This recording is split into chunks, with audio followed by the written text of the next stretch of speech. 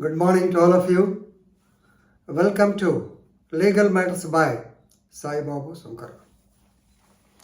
In this video, I am going to tell you a case law on Food Safety and Standards Act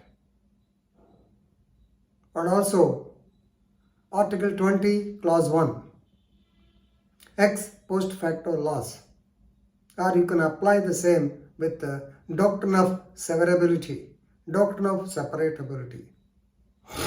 The important point is when the offense comes under both Prevention of Adulteration Act as well as FSSA, then which will prevail? The present act, that is Food Safety and Standards Act, will prevail over the past act. This is what is stated by Honorable Supreme Court of India, 2 judges bench, division bench, by Justice Abhay Srinivas Vokha and Sanjay Karol.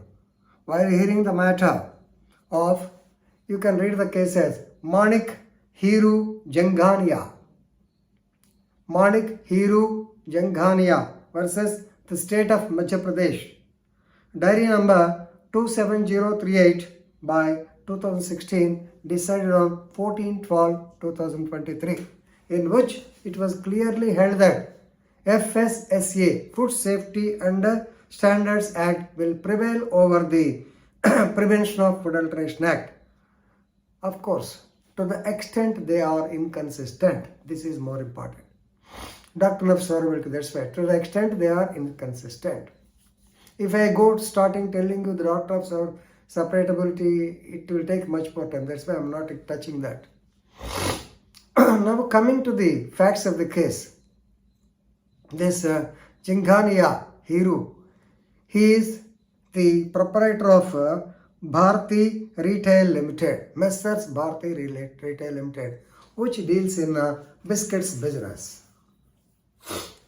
Right. So the food inspector, authorized under Prevention of Adulteration Act 1954, he visited the stores, this Bharti retail stores. They are running so many stores across India, particularly in North India.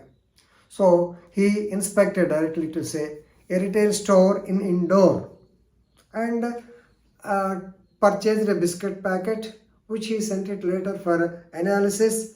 To the samples were sent to the State Food Laboratory, and the visit was on 29th November 2010.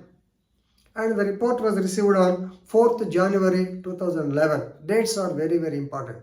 4th January 2011, he received the report that there are some mistakes, there are some adulteration in the manufacture of the biscuits. Now he has to file the case.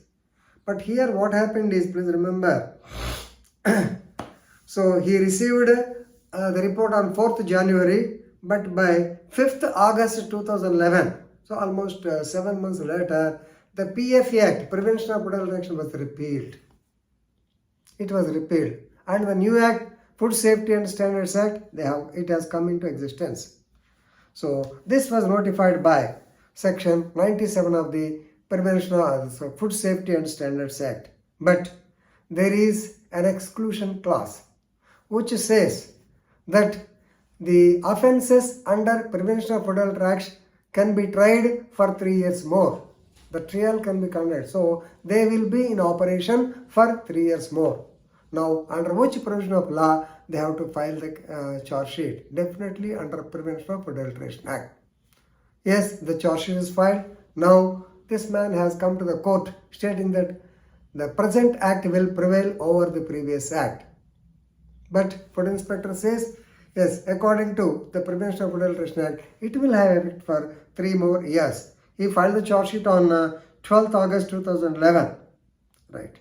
So, in view of the allegation or the appellant says, in view of subsection 4 of section 97 of the FSSA, cognizance can be taken for an offence under section PFA under the Act, Prevention of Adulteration Act. Now, please remember, even though the Prevention of Adulteration Act is repealed, with effect from 5th August 2011. Section 3 says the misbranded food, that is Bharti, misbranded food came into existence from 28th March 2008. So this is the confusion. FSSA says what is misbranding? Even the food inspector filed the case under misbranding. It is from 2008. Therefore, now Honorable Supreme Court of India stated that even though the 3 years exclusive period is there, but still because of this particular provision, Section 97, the FSSA Act will prevail over the previous Act. That is what is called doctrine of severability. When the Act is simply to say FSSA has got overriding effect on PFA. If you know this much, it is sufficient. So please read the case law. It's not that easy to say simply prevention of adulteration, since it is gone from 2011, FSSA Act will come into force. But there is an inclusive clause that will have effect for 3 more years. Whether it will have effect or not, this is decided by Honorable Supreme Court of India. So therefore, please read the case law and enrich your legal knowledge. With this, I am concluding. Thank you very much.